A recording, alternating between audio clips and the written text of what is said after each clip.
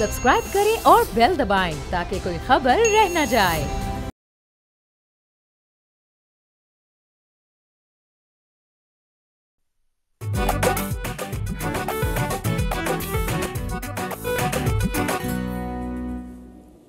अस्सलाम वालेकुम, बोलो जनाब में बहुत बहुत खुश आमदीद। मैं हूं असद निज़ामी, मेरे साथ है अली आफ्ताब। सर कैसे हैं? सर बहुत मज़े में, फाइनली फ्राइडे आ गया है, हम वापस स्क्रीन पे हैं। मुझे यकीन है लोग हमें बहुत मिस कर रहे थे, मैं भी सबको बहुत मिस कर रहा था। सर लोग बिल्कुल हमें मिस कर रहे थे, लेकिन मैं ये आपकी जो नई फ्रेश लुक है सर, इसके ऊपर थोड़ी सी हमें तजिया करना पड़ेगा। सर आपने बिल्कुल नहीं घबराना, ये बात ख़वातीन के साथ मंसूब है कि जब उनका ब्रेकअप होता है तो वो सबसे पहले जाके बाल कटवाती हैं। बंदों के बारे में ऐसी कोई चीज़ मशहूर नहीं है। बंदा जाता है नाई के पास और उससे कहता है कि इतने छोटे कर दे कि मुझे 3 महीने तेरे पास ना आना पड़े। वाह सर, लेकिन आपकी सर खैर से जो मैं कहता रहता हूँ फॉलिकली ब्लेस्ड हैं, तो आपकी ये वही आपका जो नॉर्मल लुक है वो वापस आ जाएगी, लेकिन ये ज़बरदस्त आपको बड़ी सूट कर रही है सर। Thank you sir. और जिस तरह से आपने कहा कि महीने में 6 वापस सर वापस सब इसको जरा कंसिस्टेंसी मिला है ना सर। आप सर देखिए ज़िंदगी में कंसिस्टेंसी जो है ना, उसके बगैर भी हो जाता है वैसे, लेकिन थोड़ी सी क्या है। हाँ, हो तो सबके बगैर ही जाता है। मतलब वो क्या गाना था कि मिल भी गया तो क्या होगा, लाखों मिलते देखे हैं, फूल भी खिलते देखे हैं, तो जिंदगी तो लंघ ही जाती है ऐसे तैसे जैसे वैसे। सर बिल्कुल सर, बात आगे चलते हैं। बिल्कुल क्रिकेट की दुनिया से ढेर सारी खबरें हैं, तो सबसे पहले पीसीबी से शुरू करते हैं, और शुक्र भी करते हैं और शुरू भी करते हैं। पीसीबी ने सर एक बड़ा ज़बरदस्त काम किया। एक बिल्डिंग जो कि लाहौर में आसपास है हमारे गद्दाफी स्टेडियम की, पीसीबी ने फ़ैसला किया कि हम उसको ख़रीद लें। कीमत जो उसकी है वो तकरीबन 4 बिलियन रुपए बताई जा रही है। लेकिन इस बिल्डिंग का एक और मज़ेदार एंगल है कि ये जिन शख्स जो इसको बना रहे थे, खड़ा कर रहे थे, उन्होंने इसके अंदर ये अपार्टमेंट बिल्डिंग, जो आपको पता है एक लाहौर के अंदर कल्चर सा बन गया कि अपार्टमेंट्स ग्रे स्ट्रक्चर करके बेचना शुरू करो, उन पैसों से कंप्लीट करो, वो दो नए लो, आपको पता है कैसे चलता है। तो ये बिल्डिंग जो थी, इस पर काम रुकवा दिया गया था। उसकी वजह ये थी कि पीसीबी ने इन शख्स को, जिनकी ये बिल्डिंग है, उनको कहा कि ये एक बहुत बड़ी सिक्योरिटी थ्रेट साबित हो रही है बिल्डिंग इतनी क्लोज विसिनिटी में, तो इस पर काम ना किया जाए। तो वो जो जनाब थे उनसे डिलीवर नहीं हो पाए अपार्टमेंट्स, यानी ये वही वाला साहब है ना कि आपने फाइलें भेज दी हैं और घर नहीं रेडी हो रहा, प्लॉट नहीं रेडी हो रहा, तकरीबन उस तरह का साहब है। सो उसके बाद ये हुआ कि पीसीबी ने बड़ी डिलिब्रेशन के बाद फैसला किया कि ये हमें ही भेज दें। उससे उन्होंने कहा जी कि एक तो ख़र्चा कम होगा हमारा, जो हमने होटलों में प्लेयर को ठहराना होता है, सिक्योरिटी बसेस, सिक्योरिटी, उसके अलावा आना जाना, ट्रैफिक, ये वो आपको पता ही है क्या सीन होता है। तो उस सारे को सरकमवेंट करने के लिए उन्होंने बिल्डिंग प्रोक्योर कर ली है। पीसीबी को भी मुबारक हो, उन प्लेयर्स को भी मुबारक हो, और उन शख्स को भी मुबारक हो, इनका काम उन्होंने खुद रखवाया और फिर उसी से बिल्डिंग खरीद ली। तो ये सर ये होने को जा रहा है। तो अब ये जो ट्रैफिक के मामलात हैं, ये जब भी ये कंप्लीट होगी बिल्डिंग और इसमें ये प्लेयर्स रह पाएंगे होपफुली अगले पीएसएल से पहले, तो इसको फिर हम आगे देखेंगे। जी, मुझे उम्मीद है कि जिस शख्स की ये थी ओरिजिनली बिल्डिंग, उसको ज़्यादा नुकसान नहीं हुआ होगा। बाकी ये बहुत अच्छा तो हुआ होगा बाकी ये बहुत अच्छा है। उसकी वजह ये है कि एक तो जिस तरह से आपने कहा कि ट्रैफिक का बहुत आसानी रवानी रहेगी पीएसएल और दीगर सीरीज़ के दरमियान। अब न्यूजीलैंड भी आ रहे हैं, अब इंशाल्लाह पाकिस्तान में रेगुलर क्रिकेट जो है वो रिज्यूम होगी इंशाल्लाह। दूसरी चीज़ ये है कि जब क्रिकेट नहीं हो रही उन दिनों में इसको एज होटल इसको रेंट आउट करना चाहिए नॉर्मल लोगों को। और मैं तो इसमें हुकूमत को पैसे मज़ीद बनाने का, वैसे तो हुकूमत क्या पीसीबी जो है वो बाकायदा हुकूमती इदारा नहीं है मेरे ख्याल में, तो बहरहाल वो मतलब सेमी टाइप है, इस वजह से अमीर भी है। हाँ तो मैं इनको पैसे बनाने के और तरीके भी बताना चाहता हूँ। वो ये है कि जिस तरह फ्लैटीज़ ने जिस कमरे में जिन्ना साहब रहे थे, आई डोंट नो कि वो अब रेंट आउट उस कमरे को करते हैं कि नहीं करते, लेकिन वो कमरा उन्होंने जिन्ना साहब के नाम से उसको वैसे ही प्रिजर्व करके रखा हुआ है। तो अब ये पीसीबी में ये जो इधर कमरे बनाए, उसमें मतलब बाबर आजम को एक कमरा दे दें और एलेक्स हेल्स का पक्का अपना एक कमरा हो। जाहिर है एक वक्त में 2 से ज़्यादा मैच तो एक शहर में नहीं होते, सो 4 से ज़्यादा टीमों ने तो यहाँ पे ठहरना नहीं है किसी भी वक्त। तो यहाँ पे वो ये भी हो सकता है कि जब टीम्स ठहरी हुई हैं तब भी कोई 8-10 कमरे बच जाएँ और वो आप लाखों करोड़ों रुपए मुआवजे के एवज दे सको लोगों को कि उस होटल में ठहरना है जिसमें टीम ठहरी हुई है। जाहिर है उनकी एक स्क्रीनिंग होगी, सिक्योरिटी चेक होगा सबका, आम लोगों का। लेकिन जब बहरहाल सीरीज़ और टूर्नामेंट नहीं हो रहा तो तब आप कहें कि जी ये बाबर का कमरा है, इसमें रहने के इतने ज़्यादा पैसे हैं। ये एलेक्स हेल का परमानेंट रूम है, वो जब लाहौर होता है तो इस कमरे में ठहरता है, इसमें रहने के इतने ज़्यादा पैसे हैं। फिर यहाँ पर जो पूरा मेन्यू बनाया जाए वो क्रिकेट के अराउंड हो, मतलब डिशेस के नाम सारे जिस तरह एलन्स लैम्ब, ठीक है, इस तरह के आप नाम, वो तो इसको पूरा क्रिकेट से ना जोड़ दें और लोगों से पैसे इंटे। सर वाह, बिल्कुल सर। और ये तो डेफिनेटली एडिशनल रेवेन्यू स्ट्रीम्स भी बन सकती हैं, और उसके साथ साथ देखें आपके एक तो सड़कों के ऊपर जो मामलात हैं वो भी बेहतर होंगे। खुद जो 4 बिलियन उन्होंने खर्चा है, जाहिर है किसी ने पीसीबी में बैठ के फिजिबिलिटी बनाई होगी कि यार जितना सालाना फ़र्ज़ करें 2 टूर होते हैं और 1 पीएसएल होता है और बाहर से प्लेयर्स आते हैं और यहाँ पे रहते हैं, तो उसका कितना एग्जैक्ट कॉस्ट क्या होगी, तो उन्होंने उसका रिटर्न और इन्वेस्टमेंट भी बना लिया होगा उस तरह से। और जो आप एडिशनल बता रहे हैं उनके जहन में आई होंगी बातें। जाहिर है ये प्रॉपर होटल तो नहीं होगा इन द सेंस के, क्योंकि इसका कॉन्सेप्ट ही अपार्टमेंट बिल्डिंग का था, बट कोई मसले वाली बात नहीं। पीसीबी है, वो एलडीए से इजाज़त लेते रहे और ऊपर डाली जाए फ्लोर, और जितना मर्जी बना ले। बिल्कुल। एक तो ये कि यहाँ पर और भी अपार्टमेंट बिल्डिंग्स हैं जो कि इस तरह होटल की तर्ज पे हमें रेंट पे मिल जाती है। आपको पता है उसमें आप पूरा फ्लैट भी ले सकते हो, उस फ्लैट के अंदर कमरा भी ले सकते हो, 2 कमरे भी ले सकते हो। अच्छा, इसी तरह मैं आपको एक बात बताऊं कि ये है तो बहुत अच्छी खबर, हम तो सारे खुश हैं, लेकिन इसमें एक मतलब बेसिकली जो सिक्योरिटी प्रोवाइड करने वाली कंपनीज हैं वो इतनी खुश नहीं होंगी, क्योंकि उनको जो रेवेन्यू मिलता है हर टूर्नामेंट पे वो अब कम हो जाएगा, क्योंकि उनकी ज़रूरत कम हो जाएगी। हाँ सर, बट मेरा अपना ख्याल है कुछ चीज़ें होती होंगी जो पीसीबी हमें भी नहीं बताता होगा। फ़र्ज़ करें प्लान हो रहा है जी टूर ऑस्ट्रेलिया के साथ, वेस्ट इंडीज़ के साथ फलाना, बहुत सारे मुझे आई एम अज्यूमिंग कि कुछ हो जाते होंगे जी कि सिक्योरिटी की आपकी हमें वो कह दे, अगर आके कोई बंदा उनका जो सिक्योरिटी देखने आते हैं ना पहले टीम की तरफ से बाहर से, वो कह देते होंगे यार हमें नहीं मज़ा है सिक्योरिटी का, आप आगे से क्या कहेंगे। अब तो देखें ना उनके भी बहाने कम हो रहे हैं ना आने के, कि जी हमने तो बिल्कुल आपको स्टेडियम के साथ ही जो है रिहाइश का भी बना दिया, आप यहीं से सीधा वॉक करके जाएँ आराम से और मैच खेलें वापस आ जाए। तो सर ऑल गुड, ये तो ज़बरदस्त, बिल्कुल। अच्छा, अब आ जाते हैं सर ज़रा एक ऐसी चीज़ पे जिस पे ज़रा आप भी नाराज़ होंगे, मैं भी नाराज़ हूँ, और मोहसिन नकवी साहब उस पर बहुत नाराज़ है, बल्कि उन्होंने अपनी नाराज़गी जो है वो लोगों को भी दिखाई है, और हमें खबरों के थ्रू पता चला है कि जो हमारे बॉलर हैं, फास्ट बॉलर एहसान उल्लाह, जिन्होंने अपना इस पीएसएल में भी वो थे, और पिछले में थे, सॉरी पीएसएल में थे, अफगानिस्तान के खिलाफ एक सीरीज़ के अंदर 6 विकेटें ली उन्होंने। न्यूजीलैंड की भी जो हमारी ये होम सीरीज़ थी यहाँ पे उसमें भी वो खेले थे, तो उनकी परफॉर्मेंस जो थी अच्छी थी, अच्छे फास्ट बॉलर साबित हो रहे। तो उनकी कोई एल्बो इंजरी जो है वो हुई। सीरीज़ ऑफ इवेंट्स इस तरह है कि पहले उनकी एल्बो इंजरी जो थी वो मिसडायग्नोज होगी, और ये जो पीसीबी के अपने जो होते हैं कुछ मेडिकल स्टाफ जो होता है उनकी बेसिस पे हुई। उसके बाद इनका किसी निजी अस्पताल में उसकी सर्जरी भी उन्होंने कराई, जो कि कहा जाता है एक बॉच्ड सर्जरी थी, सर्जरी ठीक तरह से नहीं हुई।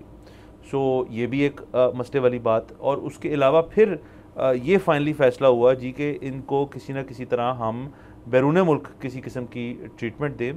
तो जो मुल्तान सुल्तान के जो ओनर हैं अली खान तरीन, उन्होंने फिर फैसला किया कि पीसीबी से एनओसी लेके कि वो लंदन में, क्योंकि ये मुल्तान सुल्तान के हैं, तो उनको वहाँ पे जाके कोई ट्रीटमेंट जो है वो दी जाएगी। तो पीसीबी ने इस चीज़ का भी एनओसी दे दिया। नकवी साहब इस चीज़ से बहुत नाराज़ हैं कि ये हमारे जो अपनी, इनकी उम्र ही कोई नहीं, 21 साल के प्लेयर हैं ये, तो और इनको इतनी जल्दी early on in the career इतनी बड़ी इंजरी हो जाना और उसके ऊपर सर्जरी भी गलत हो जाना, तो इन चीज़ों से वापसी जो होती है वो एक तो बड़ी मुश्किल होती है, और दूसरा ये अब बाहर वो जाएंगे, वहाँ पे जाके मुआयना होगा उनका, और उससे हमें मज़ीद पता चलेगा कि कितनी को बॉच्ड हुई है सर्जरी और कितने उनका रिकवरी टाइम, और हम जाहिर है जो भी हमारे फास्ट बॉलर हैं, हमारे असासे हैं टीम के, उनको वापस आएँ। बिल्कुल। ये जो असल में 50 ओवर वर्ल्ड कप था ना, हम जिसमें नसीम शाह इंजर हो गए थे, तो हम पहले इतना नहीं घबराए थे ये सुन के कि नसीम शाह इंजर हो गए, क्योंकि हमें पता था कि एहसान है। जब पता लगा कि एहसान भी नहीं है तो फिर आवाज़ थी कि अब घबराओ। बुनियादी बात यह कि इनके पास T100 का कॉन्ट्रैक्ट था, वो भी ये नहीं खेल सके, और बेतहाशा लीग्स थी जिनका इनके पास कॉन्ट्रैक्ट था, ये वो भी नहीं खेल सके। ये यहाँ पर सुना है कि मतलब आपको पता है लाखों डॉलर्स के ये कॉन्ट्रैक्ट्स होते हैं, और सुना है कि यहाँ पे ये बड़े छोटे मोटे से रेस्ट हाउसेस में बेचारे लाहौर में इलाज के दौरान रहते रहे हैं, क्योंकि इनके पास पैसे भी बड़े कम हो गए थे। तो ये तो शुक्र है कि अली तरीन साहब ने अपने ऊपर ये ले लिया और अब उनको इंग्लैंड भेज रहे हैं। बहुत हमारी दुआएं और उम्मीद हैं कि ये सेहतयाब होंगे, क्योंकि ये बड़े कंसिस्टेंटली 150 पे बॉल कराते हैं और ऐसे लोग बहुत कम होते हैं। हमारे पे हैं ही शायद हारिस कराते हैं और ये कराते हैं, और हमारी टीम में तो हमेशा एक बड़ी देर से रेगुलर फीचर है कि यार एक आपके पास प्लेयर है जो 145 प्लस कंसिस्टेंटली कराते हैं। सो ज़ाया नहीं करना चाहिए और आई होप ना करें। जैसे आपने जिक्र किया नसीम शाह के साथ भी, वो भी बस टच एंड गो मामला था कि उनको खिला दिया, फिर इंजरी हो गई, फिर उनकी भी सर्जरी हुई, अब वो वापस आए, शुक्र है वो फिट है। वो शुक्र है फिट है, लेकिन मैं अब यहाँ पे ना एक और थोड़ा सा आपकी तवज्जो दिलाना चाहूँगा कि ये जो सारी काकूल में इनकी ट्रेनिंग हो रही है ना, वो बड़ी ख़तरनाक है। वो ख़तरनाक इसलिए है क्योंकि उनसे ऐसे काम करवाए जा रहे हैं जो कि क्रिकेटर्स नहीं करते।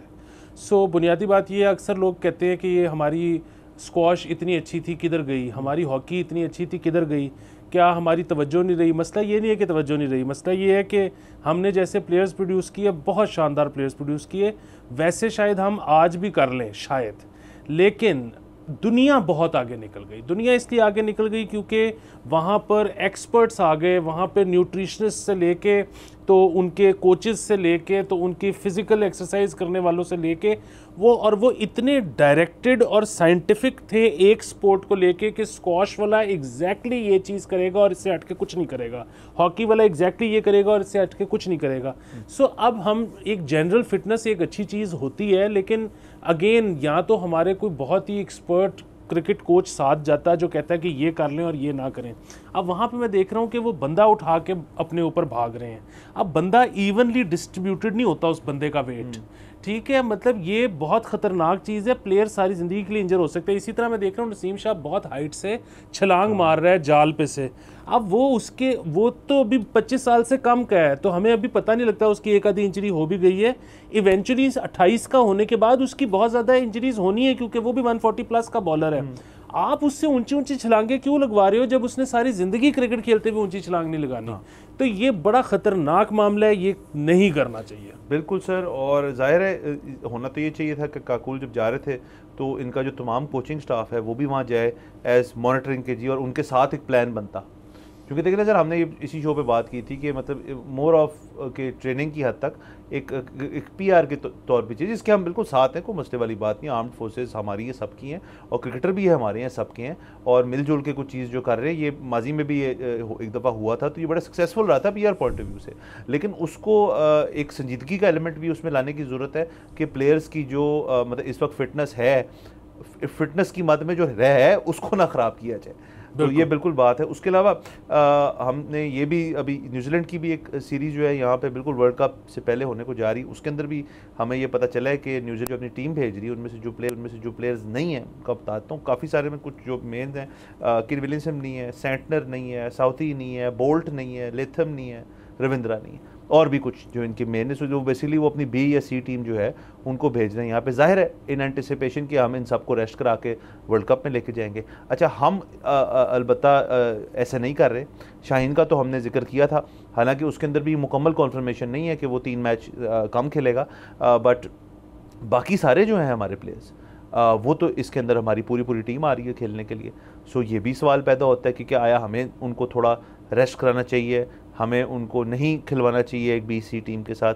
सो ये सारे सवाल इस वक्त गर्दिशकार हैं पीसीबी के दफ्तरों में। बिल्कुल, ये सवाल तो चले इसको देख लें कैसे हल करना है। असूलन तो नहीं खिलाना चाहिए हमें भी, और दूसरी बात ये कि खिलाएं ना खिलाएं, जो खुदा का वास्ता है ये मत कीजिएगा कि जो इधर एक कश्मकश शुरू हो जाएगी ना। पाकिस्तान न्यूजीलैंड गया, आपको याद है 4-1 से हारा ये शाहीन की कैप्टनसी में अभी, ठीक है। अब न्यूजीलैंड यहाँ पे आ रही है, उसमें ओपन करवाया गया था बाबर और साइम से।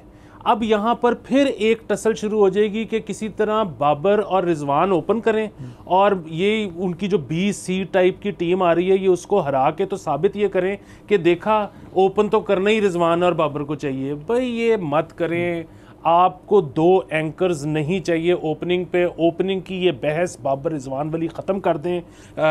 मतलब बाबर और रिजवान कभी ज़िंदगी में T20 में इकट्ठे ओपन नहीं कर सकते कम वॉट में। सर और बाकी चल सर देखते हैं, मेरा अपना ख्याल है कि रेस्ट की ज़्यादा इनमें से काफ़ी लोग तो IPL भी खेल रहे होंगे जो नहीं आ रहे। बिल्कुल, तो बस तो आपने गलत टाइम पे मेरे ख्याल में सीरीज़ कर ली है। हाँ, लेकिन ठीक है, बात बुनियादी ये है कि वहाँ पे कितने लोग हैं न्यूजीलैंड की टीम के जो IPL खेल रहे हैं और टीम को अपनी रिप्रेजेंट नहीं कर रहे।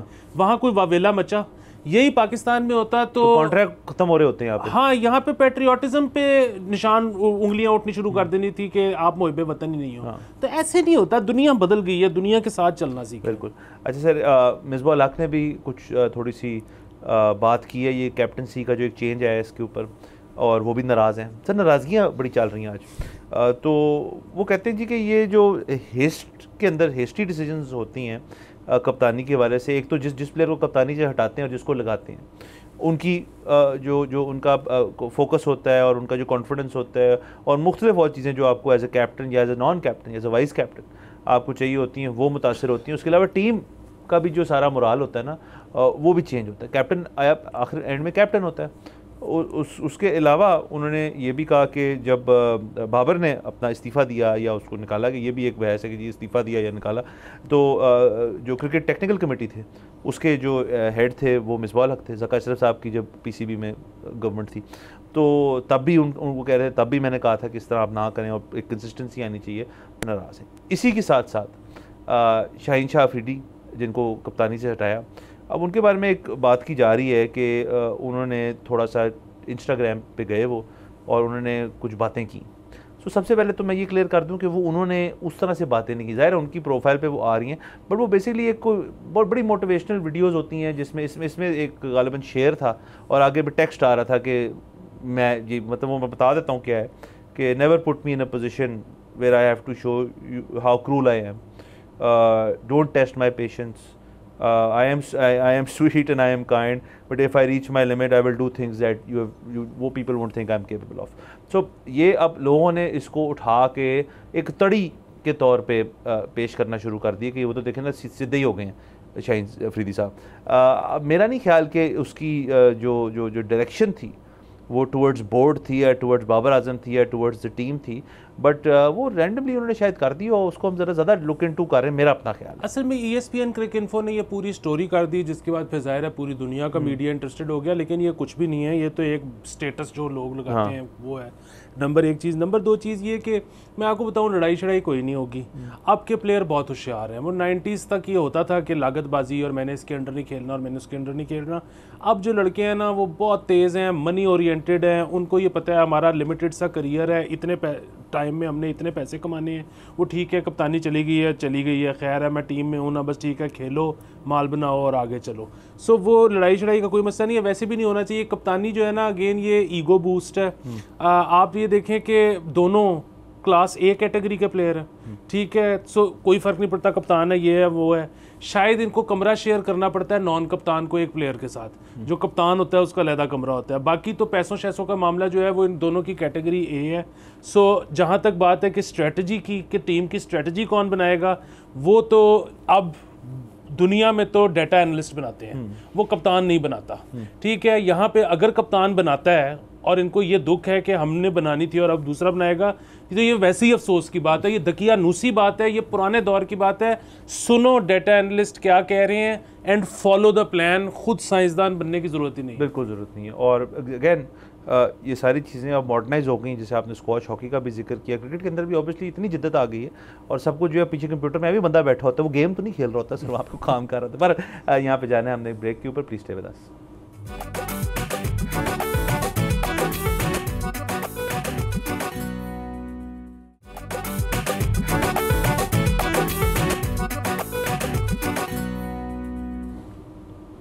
Welcome back from the break. आप देख रहे हैं बोलो जनाब। हाँ जी, ब्रेक से पहले हम क्रिकेट की बात कर रहे थे, अब ज़रा जल्दी से आ जाते हैं सर पंजाब गवर्नमेंट की तरफ। तो सर खबर जो ये है कि पेपर माफिया के बारे में बड़ा पिछले हफ्ते एक रात चला खबरों के अंदर। राना सिकंदर हयात जो कि एजुकेशन मिनिस्टर हैं पंजाब के, सबसे पहले उन्होंने बयान दिया कि जो इम्तिहान के दौरान ये जो पेपर्स के ऊपर और इम्तिहानी मरकज़ जो होते हैं ये पूरे बिक जाते हैं। उन्होंने तो इल्ज़ाम लगाया कि प्राइवेट जो आपके कुछ स्कूल्स होते हैं या प्राइवेट इंस्टीट्यूशंस होती हैं, वो अपने स्टूडेंट्स को फेवर करने के लिए पूरा एग्ज़ाम सेंटर ही ख़रीद लेते हैं ताकि उनको उस एग्ज़ाम के दौरान कोई ना कोई बेनिफिट हो। ये उनके इल्ज़ाम थे और वो कहते हैं कि हम अपना पंजाब जो है उसको हम कराची जैसा नहीं बनना देंगे। पता नहीं कराची में कितना होता है जो वो कह रहे थे, बट अगर वो कह रहे हैं तो शायद वहाँ पर भी होता हो। उसके साथ साथ एक क्रैकडाउन हुआ ये आजकल में ही, लॉरेंस रोड का जो इम्तिहानी मरकज़ है वहाँ पे 9th के एग्ज़ाम्स जो थे वो हो रहे थे और वहाँ पे छापा पड़ा और 94 बल्कि 93 इन्विजिलेटर्स जो हैं उनको फारग कर दिया, सैक कर दिया। 10 के ऊपर मुकदमात भी किए गए। इल्ज़ाम ये था उन पर कि जी वो स्टूडेंट्स के पास जाके ना उनको ब्लैकमेल कर रहे थे और उनसे रिश्वत मांग रहे थे कि जी आप हमें 7,000 रुपये दें तो हम आपको आपके इम्तिहान के अंदर मदद कर देते हैं, और मैथ्स का अलग रेट था। तो वो भी इंटरेस्टिंग है उस लिहाज से।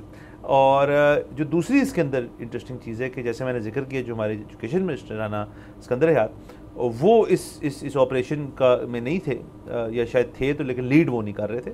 अलबत्ता जो हमारे फूड मिनिस्टर हैं बिलाल यासीन साहब जो हैं पंजाब गवर्नमेंट के, तो वो इस ऑपरेशन को लीड कर रहे थे on the directives of Maryam Nawaz Sharif, जो कि उनकी एक रिश्तेदार भी हैं। बिल्कुल, ये कुलसूम साहिबा के मेरे ख्याल में रिश्तेदार हैं। तो उनकी रिश्तेदारी भी आपस में, तो वो चलें एक अलग बहस है, वो हमने आगे जाके उसके ऊपर बात करनी है।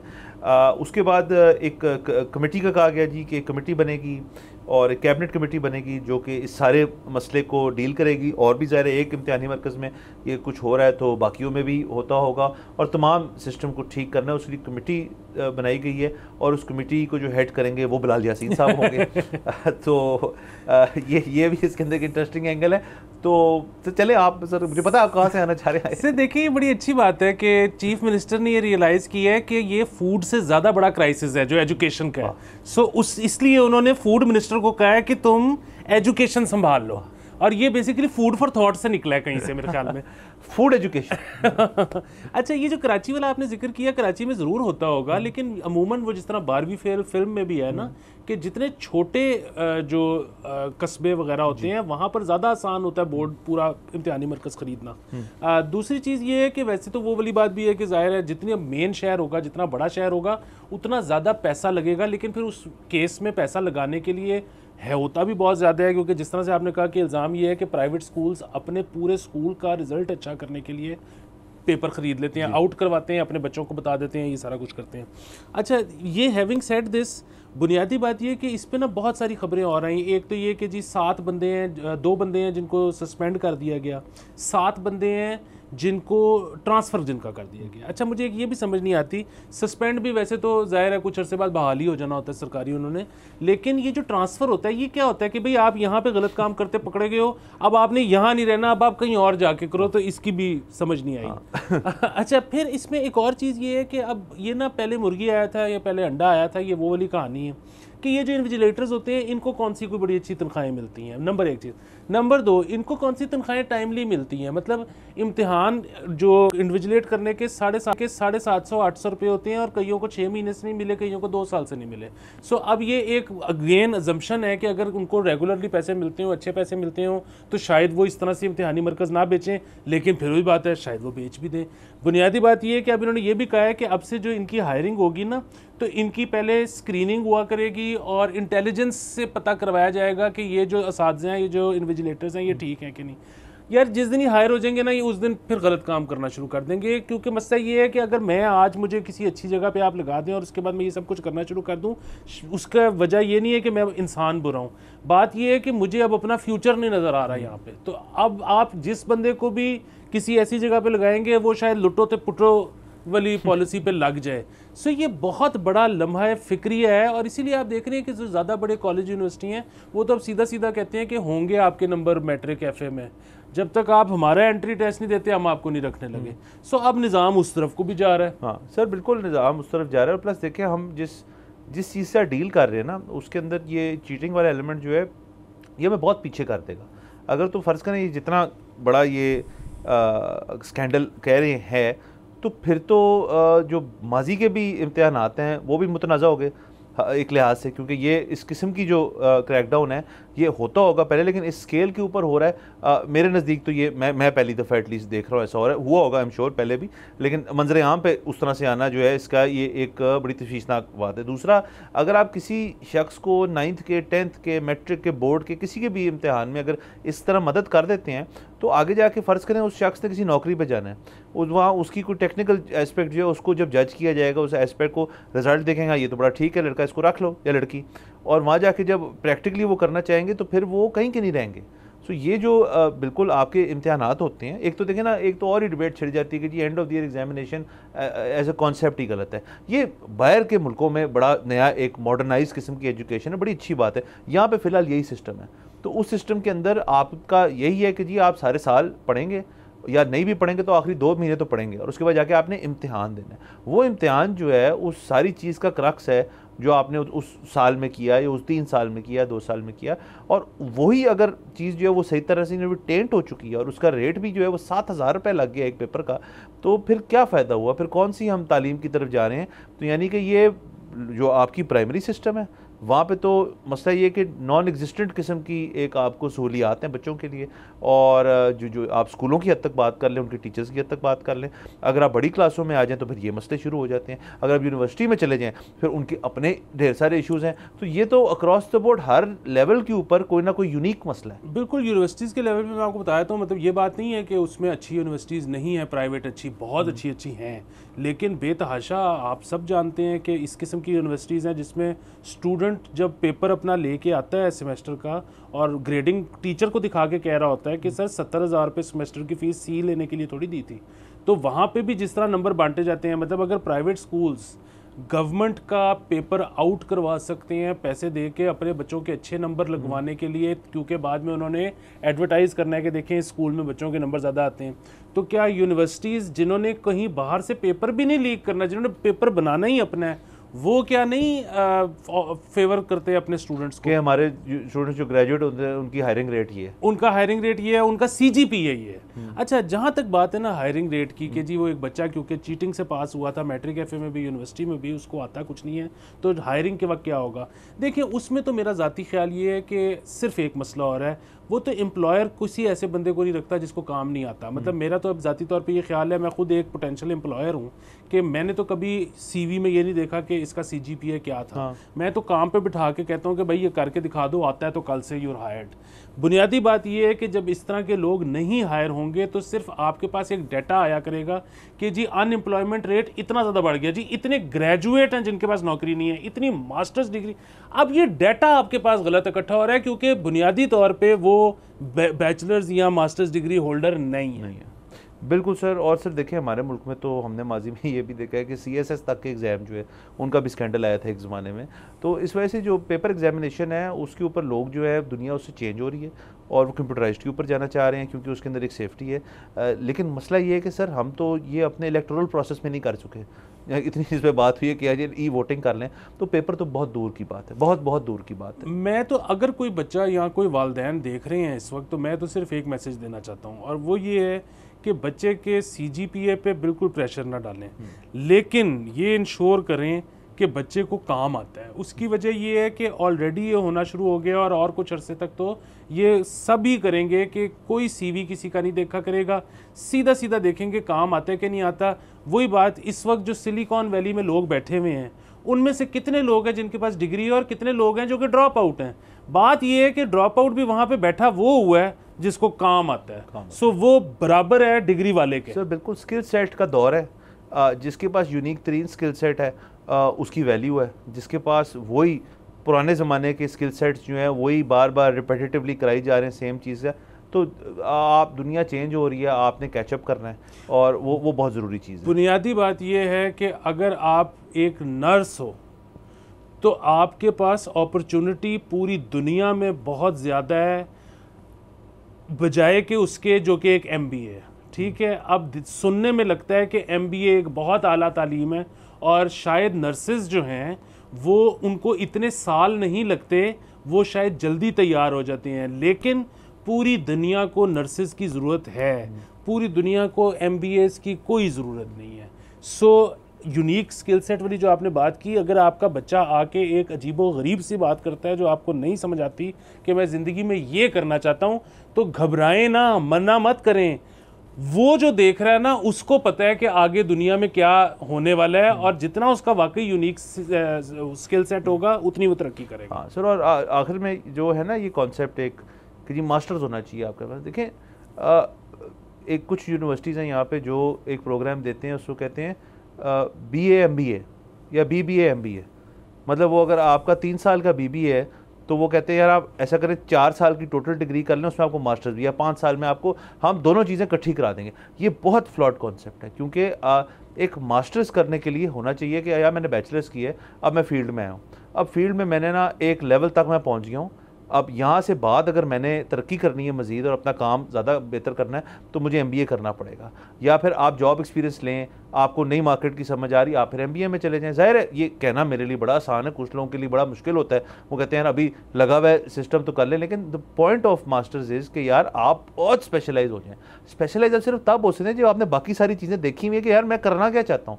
अगर आप कहें जी मैंने MBA किया हुआ है, just for the sake of saying कि मैंने MBA किया हुआ है, उस MBA की किसी एम्प्लॉयर को कोई वैल्यू नहीं है। वो देखेगा यार अच्छा यार MBA आ गया मेरे पास, अजी किधर काम की, मेरी पहली नौकरी है, तो ये कितना अजीब लगता है। सो ये सारी चीज़ें जो हैं इनको मद्देनज़र रखना चाहिए। अमेरिका वगैरह में तो आप मास्टर्स की बात कर रहे हैं, वो तो जाहिर है कोई जॉब उसके एक्सपीरियंस के बगैर नहीं करता। वहाँ पे तो बैचलर्स से पहले हाई स्कूल के बाद लोग काम करना शुरू कर देते हैं। बिल्कुल, या तो अर्ली आप एम्प्लॉयमेंट शुरू करें। बड़ा बड़े कॉम्प्लेक्स इश्यूज़ हैं, किसी दिन इसके ऊपर हम किसी बुलाएंगे। मतलब मैंने तो राना सिकंदर साहब को ही सोच रहा हूँ कि एक दो ख्याल में बिलाल यासीन को बुला लें या दोनों को बुला लें। अच्छा सर, पंजाब गवर्नमेंट की बात हो ही रही है तो यहाँ से ज़रा हम सेगवे कर जाते हैं। बिलाल यासीन साहब की बात हो ही रही है तो थोड़ी तनकीद का निशाना बनी है पंजाब गवर्नमेंट, इस वजह से नहीं कि वो बहुत कुछ कर नहीं रही या बहुत ज़्यादा कुछ कर रही है, या उनके किसी मंसूबे से किसी किस्म का एतराज़ है किसी को। एतराज़ात जो है वो एक किस्म के आ रहे हैं, जिसमें ये जो बिलाल यासीन वाला एलिमेंट है ये भी उसका एक हिस्सा है।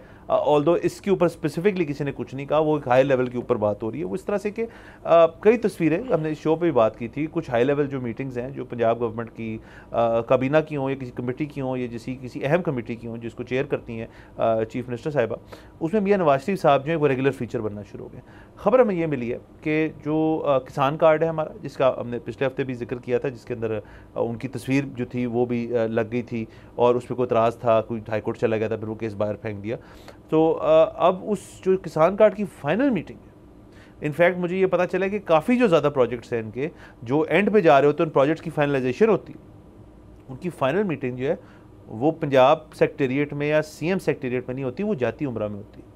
और उसके अंदर मियां नवाज शरीफ साहब का एक sort of nod of approval जो है उसके बगैर अहम जो प्रोजेक्ट्स हैं वो पंजाब गवर्नमेंट नहीं कर रही।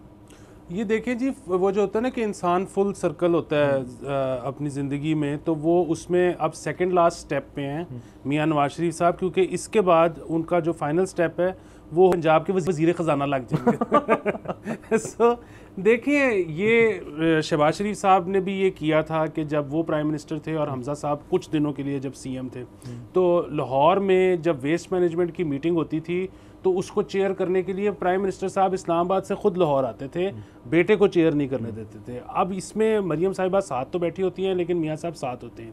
अगेन एक तरफ इनके बारे में तासुर ये दिया जाता है और ये शायद ख़ुद भी देना पसंद करते हैं कि बड़ी क्लोज़ फैमिली है, फैमिली से बाहर अब वजारतें नहीं देते, वो सारा कुछ। लेकिन दूसरी तरफ क्या ये अपनी जो नई नस्ल जो तैयार हो रही है ये उसको फेवर कर रहे हैं? उसकी वजह ये है कि उस मीटिंग में जितने लोग बैठे हुए हैं उनको तासुर ये जा रहा है कि अच्छा कल को अगर कोई मसला होगा तो हमने CM को नहीं, हमने मियाँ साहब के पास आना है। ठीक है, तो ये तो कोई उनके लिए फेवर नहीं है। दूसरी तरफ से और भी खबरें मिलनी शुरू हुई हैं, लेकिन वो अगेन कोई ऐसी बात नहीं है कि वो कोई नई बात हो। वो और बात है कि अभी इट इज़ टू अर्ली, इतनी जल्दी ये होता नहीं होता। वो ये है कि ब्यूरोक्रेसी में अभी से चमगोइयाँ, अभी से थोड़ी सी रिफ्ट आनी शुरू हो गई है गवर्नमेंट को लेके। और उसकी वजह ये है कि आपने देखा होगा कि मरियम साहिबा जो हैं उन्होंने कोई 200-250 अरब के मंसूबे। सर यहीं पे आपकी बात काटूंगा, 200-250 अरब आपने याद रखना, बोलिएगा ना। हमने जाना है ब्रेक के ऊपर, सी आफ्टर ब्रेक।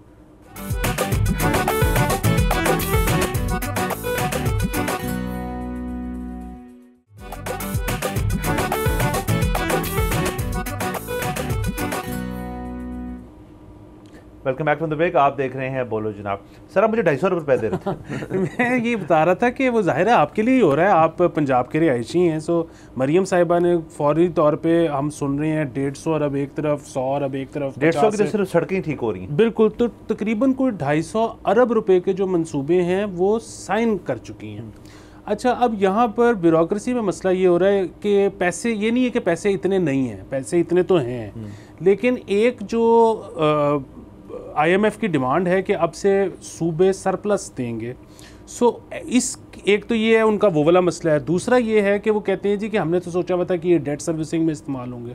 सो ये पहली दफ़ा नहीं हुआ, हमेशा ब्यूरोक्रेसी और हुकूमत जो भी होती है इलेक्टेड हुकूमत, उसके दरमियान ये रिफ्ट रहती है कि हुकूमत ज़्यादा से ज़्यादा स्पेंड करना चाहती है, ब्यूरोक्रेसी जो है वो उसको थोड़ा सा स्टॉल करना चाहती है क्योंकि वो पैसे इतने ज़्यादा स्पेंड नहीं करना चाहती। नंबर एक चीज़। नंबर दो चीज़ ये कि उनको अपने किस्म के मंसूबे भी पसंद होते हैं, वो अपनी फ़ाइलें आगे कर रहे होते हैं कि ये वाले पास करें। उनको जो इलेक्टेड गवर्नमेंट होती है उसको अपने तर्ज के पसंद होते हैं। अब बीच में एक IMF भी है और असल जो वजह है वो ये है कि इन इलेक्शंस पे बहुत सवालिया निशान है। So this government really wants to perform. So इनको चाहिए बहुत ज़्यादा पैसे, ब्यूरोक्रेसी दे नहीं रही। सो इनको नज़र आ रहा है कि एक शख्स है जो कि जेल में बैठ के पॉपुलर हो रहा है। सो इतनी एक अजीब सी खिचड़ी बन गई है। और जो इसमें वाहिद जो बात है ना करने वाली ये सारा बताने की, वो ये है कि अभी इलेक्शंस को हुए 6 महीने भी नहीं हुए और इतनी रिफ्ट आ चुकी है। अभी 8 मंथ्स डाउन द लाइन या ईयर डाउन द लाइन क्या होगा?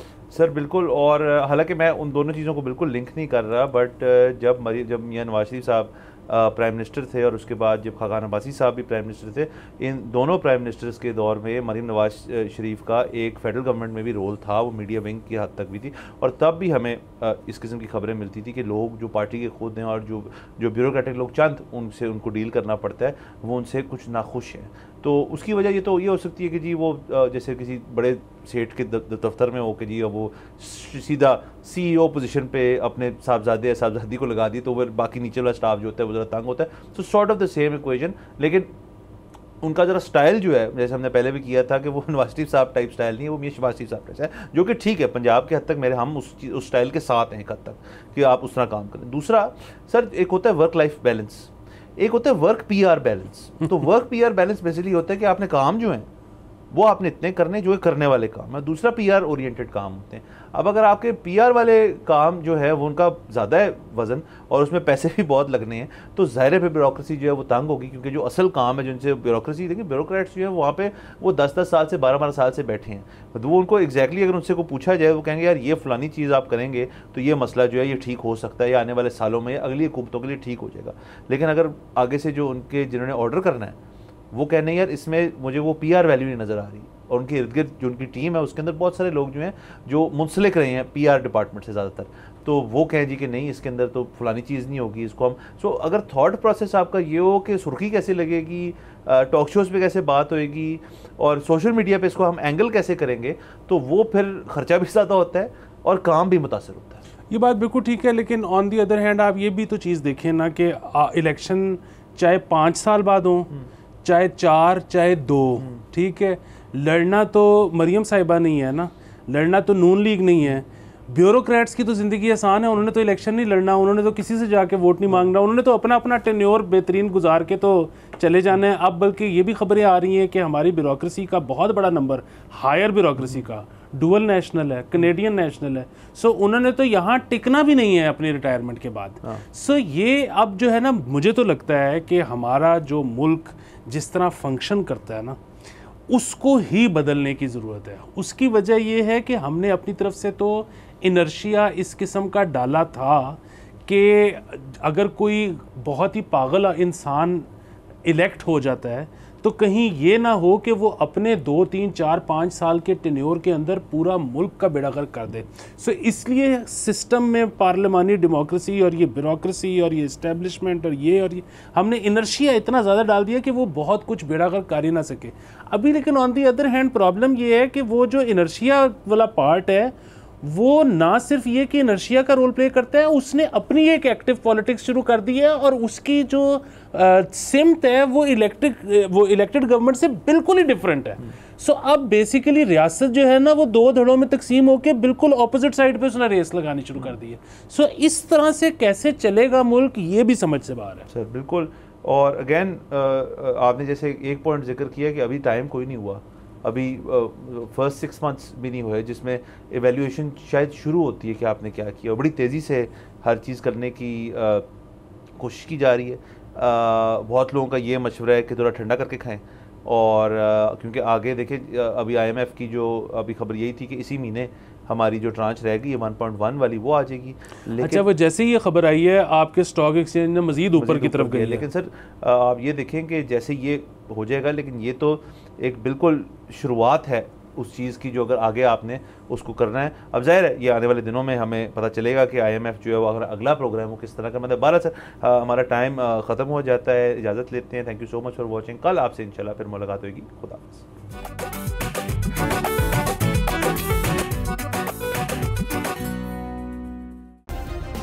सब्सक्राइब करें और बेल दबाएं ताकि कोई खबर रह न जाए।